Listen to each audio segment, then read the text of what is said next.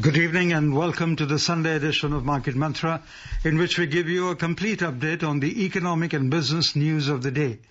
Today we'll also be taking calls from you, our listeners, on mutual funds and matters related with them. The numbers to call us on are 2331-4444, 2371-7106 or 2371-7117. And those of you who would be calling us from outside Delhi, please prefix 011. My name is Rajesh Lake, and with me is my co-anchor in Hindi, Manoj Pathak. नमस्कार, market मंत्र के ताजा अंक में आपका स्वागत है। आज रविवार है और आज के दिन कारोबारी खबरों के साथ हम खास तौर से आपसे बातचीत किया करते हैं और आपको आमंत्रित करते हैं म्यूचुअल फंड से संबंधित सवालों को पूछने के लिए। आपको म्यूचुअल फंड से संबंधित जो भी जानकारी लेनी हो उसके लिए हमें फोन कीजिए। हमारे फोन नंबर हैं 2331-4444-2371-7106 या फिर 2371-7117। हमारे साथ खबरों पर चर्चा और आपके सवालों का जवाब देने के लिए ऑनलाइन आमंत्रित हैं म्यूचुअल फंड्स क्षेत्र के देश के जाने माने विशेषज्ञ धीरेन्द्र कुमार। धीरेन्द्र जी नमस्कार, कार्यक्रम में आपका स्वागत है। Warm welcome Dhirendra. Thank you, धन्यवाद आपका मनोज। आइए आरंभ करते हैं अंग्रेजी में हेडलाइंस से, जिसे लेकर मौजूद हैं राजेश लेख। Union Minister Piyush Goyal asks startups to help India become self-reliant in energy needs. He says every crisis can be converted into an opportunity. Auto companies to start making flex fuel vehicles in 6 months, says Union Minister Nitin Gadkari. And foreign investors pull out over 45,500 crore rupees from the Indian capital markets in the first 2 weeks of March. केंद्रीय मंत्री पीयूष गोयल ने भारत को ऊर्जा के क्षेत्र में आत्मनिर्भर बनाने के लिए स्टार्टअप कंपनियों से आगे आने का आह्वान किया। कहा, हर संकट को अवसर के रूप में बदला जा सकता है। केंद्रीय मंत्री नितिन गडकरी ने कहा कि अगले 6 महीनों के दौरान ऑटो कंपनियां फ्लेक्स ईंधन से चलने वाले वाहनों को बनाना शुरू कर देंगे और विदेशी निवेशकों ने भारतीय पूंजी बाजार से मार्च के पहले 2 सप्ताहों में 45,500 करोड़ रुपए से अधिक की निकासी की।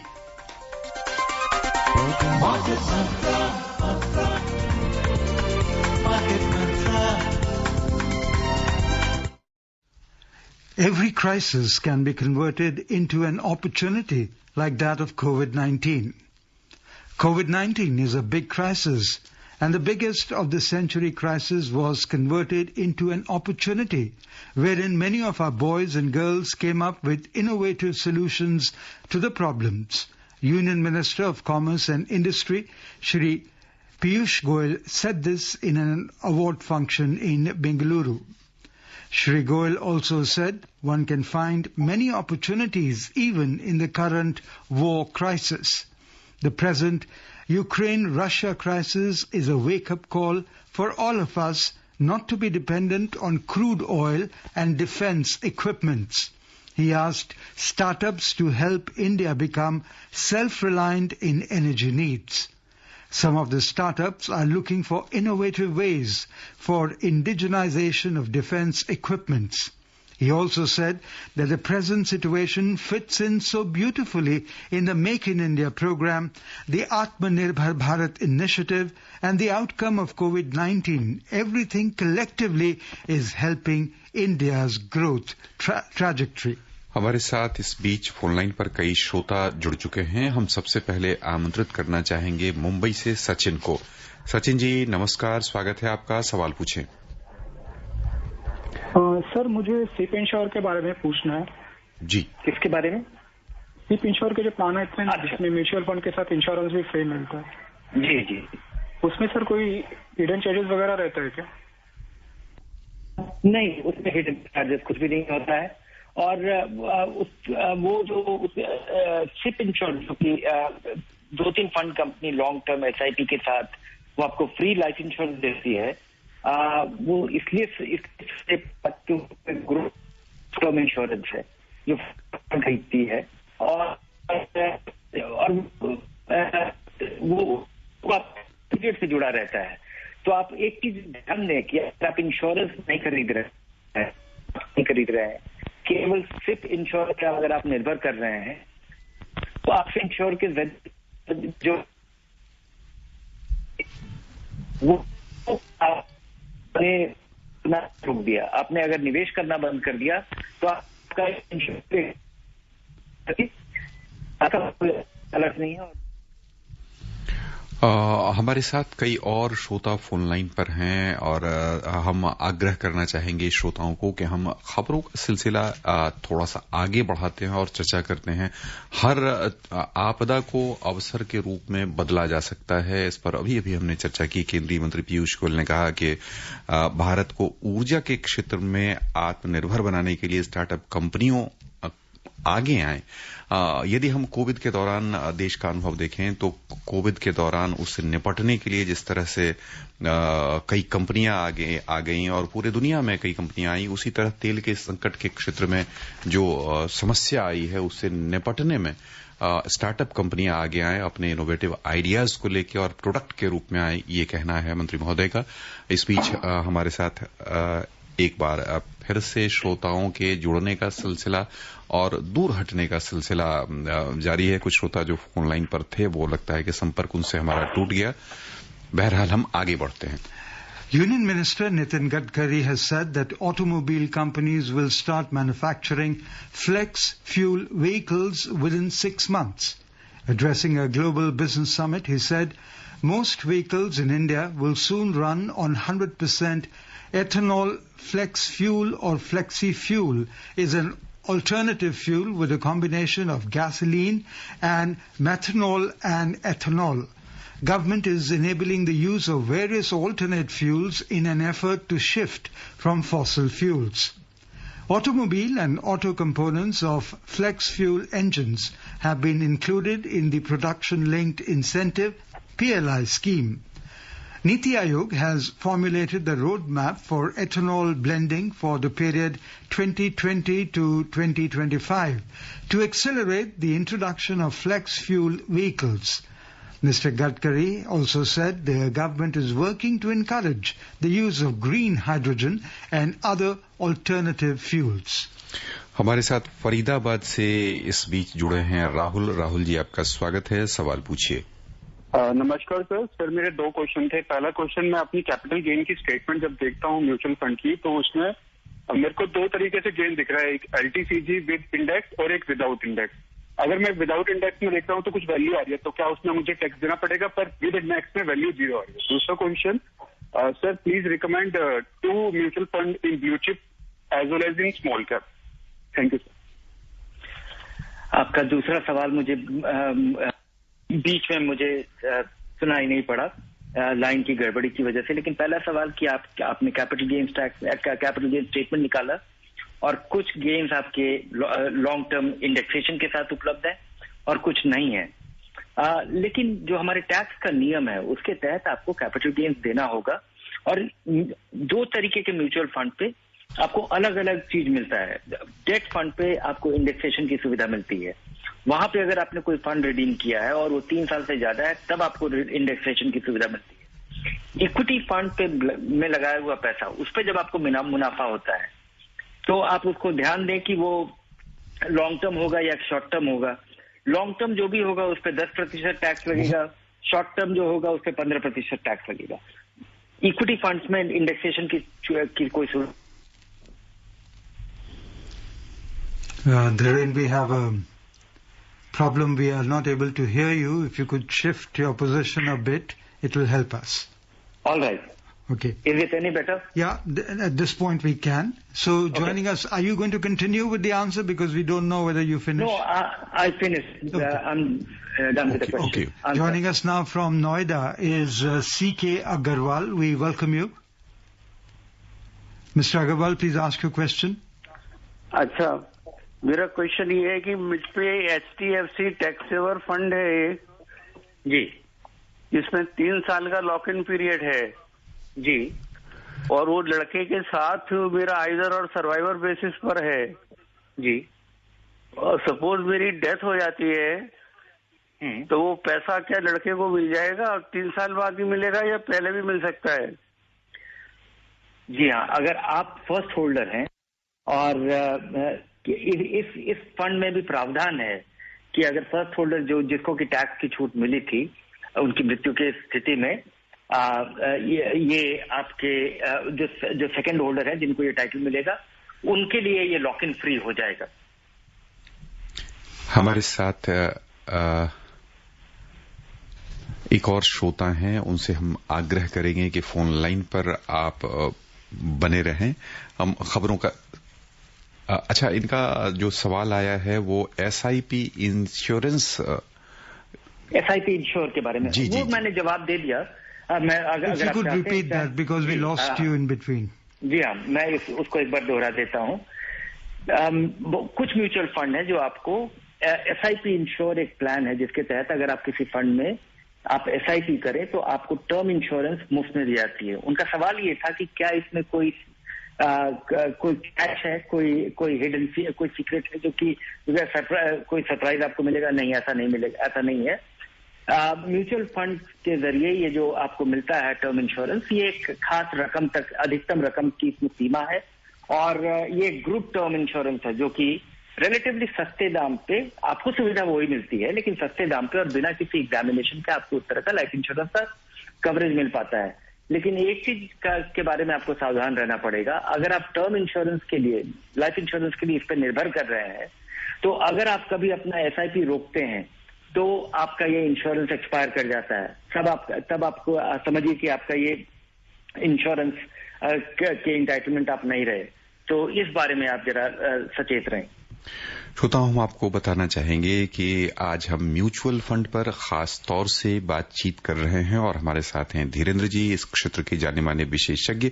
हम आपको अपना नंबर एक बार फिर से बता दे रहे हैं सवाल पूछने के लिए 23314444, 23717106 या फिर 23717117।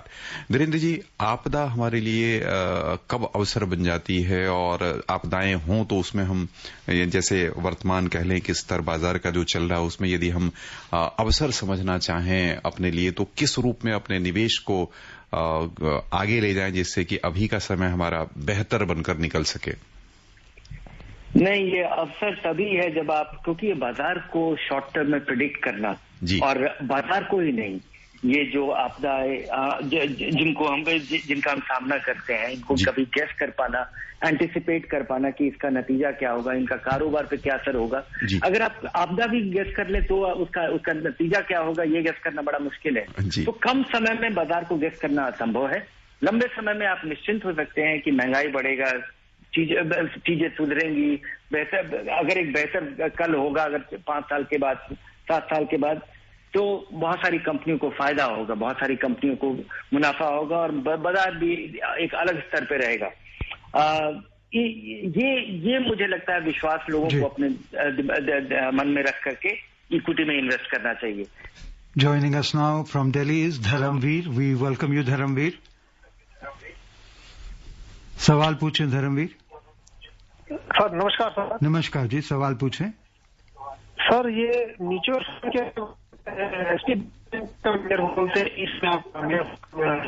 नहीं, आपका सवाल हम आपकी आवाज को बिल्कुल सुन नहीं पा रहे हैं धर्मवीर जी। आप पूछ रहे हैं कि म्यूचुअल फंड्स क्या होते हैं? हेलो। हाँ जी जी, क्या सवाल है आपका? म्यूचुअल फंड के बारे में आप हमको दोबारा फोन करिए धर्मवीर जी, हम आपको नहीं सुन पा रहे हैं। Now joining us from Noida is SPS Jain. We welcome you. नमस्कार जी, मार्केट मंत्रा टीम और धीरेन्द्र जी को नमस्कार। नमस्कार। धीरेन्द्र जी, अभी स्टेट बैंक ने multi cap mutual fund launch किया है। पहले भी होता था और उसको बंद करके फ्लेक्सी कैप कर दिया था। जी, तो ये दोबारा से मल्टी कैप हुआ है, तो इसमें क्या खास बात है और इसके इन्वेस्टमेंट करने का आप क्या सलाह देंगे? नहीं, मैं अपनी सलाह दोहराता रहता हूं, क्योंकि नए फंड में आमतौर पे आपको नहीं लगाना चाहिए, पर बहुत सारे लोगों ने लगाया है। मैं अंतर बता देता हूं कि क्या है। जो पहले एक मल्टी कैप फंड हुआ करता था, जो बदल करके फ्लेक्सी कैप फंड हो गया, और इसको आप दूसरे नजरिए से देखें। एक तो कि मल्टी कैप फंड के लिए एक नियम आया था, जिसकी वजह से बहुत सारे फंड ने अपने मल्टी कैप फंड को बदल करके एक नया कैटेगरी फ्लेक्सी कैप में अपने आप को रिक्लासिफाई कर दिया था। सभी का नियम यह है कि सभी ने बहुत सारे म्यूचुअल फंड को क्लासिफाई करने के लिए एक कैटेगरी का एक टेबल बनाया है, और हर एक कोई भी फंड कंपनी एक कैटेगरी का केवल एक ही फंड चला सकती है। पहले इस तरह का कोई नियम नहीं था। इस वजह से एसबीआई के लिए ये जो मल्टी कैप का और मल्टी कैप का जो डेफिनेशन है सभी का, वो ये कहता है कि आपका कम से कम 25% पैसा लार्ज कैप, 25% मिड कैप और 25% स्मॉल कैप में लगना चाहिए। पिछला वाला जो मल्टी कैप फंड था वो बहुत बड़ा था, और उस फंड को अगर अपना 25% कम से कम मिड कैप में लगाना होता और 25% स्मॉल कैप में लगाना होता, तो उस फंड में बहुत फेरबदल होता। फेरबदल की वजह से हो सकता है निवेशकों को नुकसान भी होता। इस वजह से फंड कंपनी ने अपने मल्टी कैप को बदल करके को रिक्लासिफाई कर लिया था, बदल दिया था फ्लेक्सी कैप, जहां पे फंड मैनेजर को अब आजादी है कि उनको वो कहीं भी लगा सकता है, और किसी भी तरह की अधिकतम या न्यूनतम सीमा नहीं है कि कहीं पे आपको लगाना होगा। तो इस फंड को समय दीजिए, साबित करने दीजिए कि ये आपके पैसे के लायक है। चलिए, हम मुंबई से हमारे साथ हैं फोन लाइन पर राहुल जी, स्वागत आपका, सवाल पूछें। जी धन्यवाद। मेरा प्रश्न ये है कि म्यूचुअल फंड को जब हम खरीदते तो उनको क्या हम तुरंत बेच सकते हैं?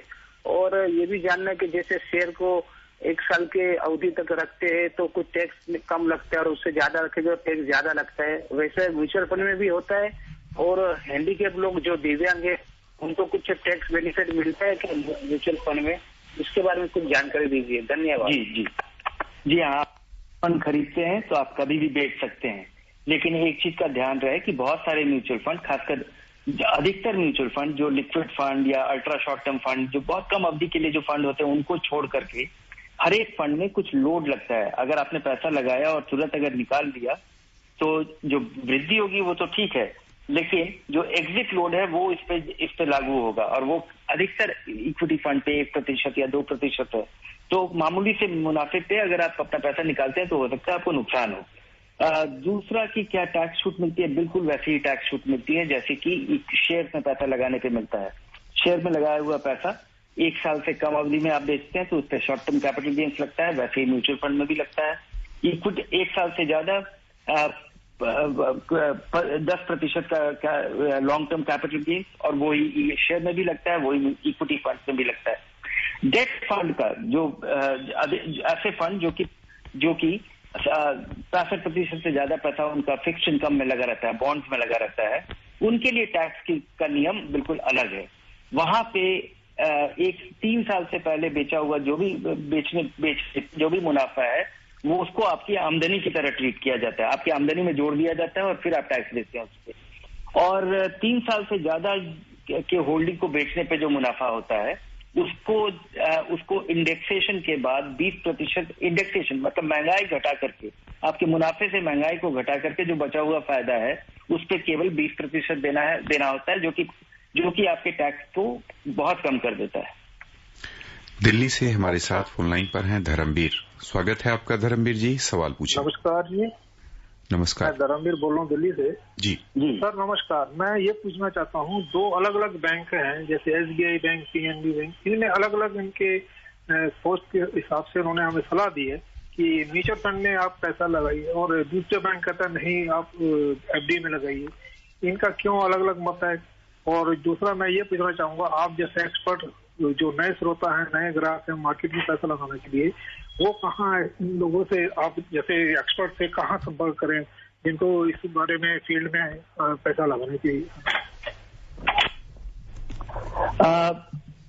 ये तो पूरी तरह निर्भर करता है कि वो जिस बैंक में आप जा रहे हैं वहां पे बैंकों का कारोबार भी है कि वो म्यूचुअल फंड बेचते हैं, और दोनों में ही काफी हद तक ये सच्चाई है कि आप अगर म्यूचुअल फंड में लगाएं तो आपको बेहतर रिटर्न मिलेगा। लेकिन एक फिक्स डिपॉजिट का भी एक अपना स्ट्रेंथ है कि फिक्स डिपॉजिट सिक्योर है, आपको गारंटेड रिटर्न मिलता है, और जहां पे आपको कहा जा रहा है कि आप केवल डिपॉजिट करें, वहां पे हो सकता है कि वो किसी को इंसेंटिव हो कि वहां पे शायद वो लोग म्यूचुअल फंड ना बेचते हो या कोई और इन्वेस्टमेंट ना बेचते हो, और डिपॉजिट का टारगेट हो। एक हद तक ये एक थोड़ा सा मामूली सा कॉन्फ्लिक्टिंग ऑफ इंटरेस्ट भी है कि लोगों का अलग ऑब्जेक्टिव होगा कि वो क्या चीज आपको बेच रहे हैं, और आप किससे संपर्क करें गाइडेंस के लिए या म्यूचुअल फंड में निवेश करने के लिए।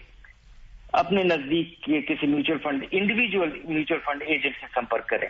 इंडिविजुअल एजेंट का नाम पता देखने के लिए आप एम्फी इंडिया के वेबसाइट पे जाएं, आप अपना पिन कोड डालें, और आपको जानकारी मिलेगी कि आपके पिन कोड के सराउंडिंग में, आसपास या उस पिन कोड में जो ARN होल्डर, जो ऑथराइज लोग हैं जो म्यूचुअल फंड बेच सकते हैं, उनसे संपर्क करें, और वो आपका हाथ पकड़ के आपको सिखा पाएंगे। और लेकिन सवाल पूछना आपकी जिम्मेवारी है। आपको अगर कोई एक्सपर्ट भी बताए तो आप पूछिए कि ये क्या है, कैसे काम करता है, क्योंकि ये एक बहुत बड़ा रेंज है, और अगर आप ज्यादा जानकारी अगर उसके साथ शेयर नहीं करेंगे तो आपको एडवाइस भी बहुत लिमिटेड यूटिलिटी का मिलेगा।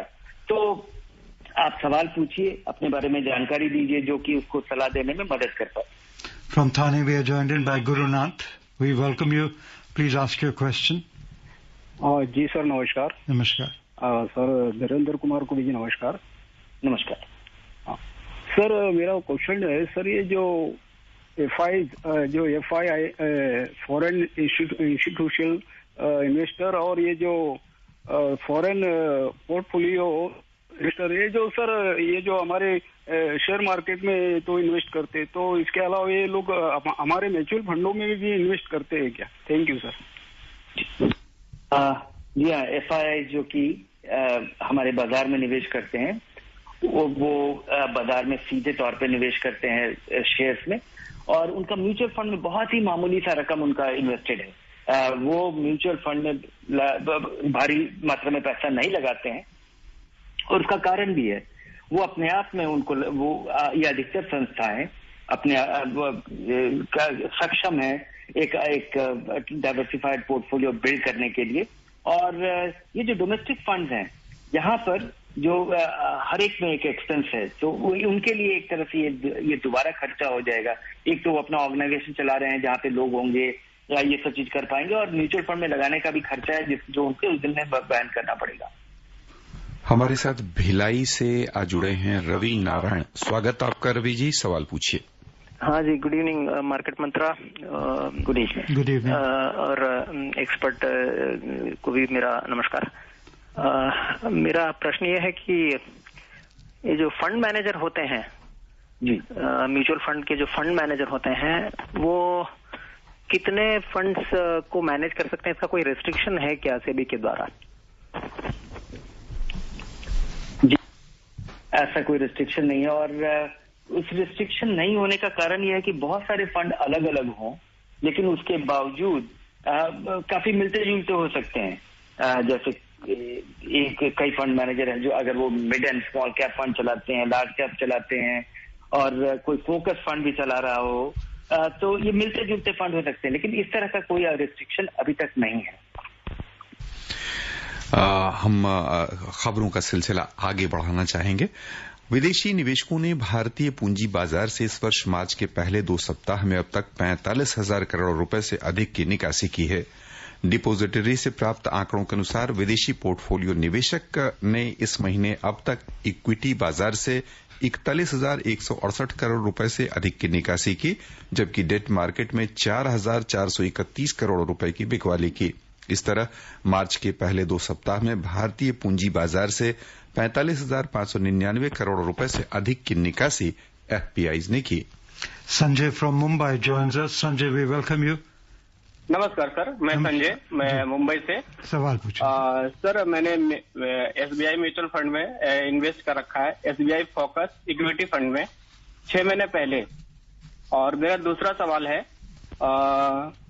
सॉवरेन गोल्ड में क्या इन्वेस्ट करना अभी उचित समय है?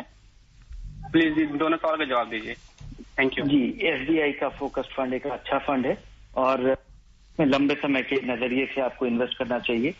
तो 6 महीना काफी कम समय, और आमतौर पे मेरी सलाह होती है कि इक्विटी फंड में जब आप पैसा लगाएं तो धीरे धीरे लगाते रहें, आप अपना इन्वेस्टमेंट एवरेज कर पाएंगे। और जो इसका आप पिछले 6 महीने में शायद ये बड़ी आपकी निराशाजनक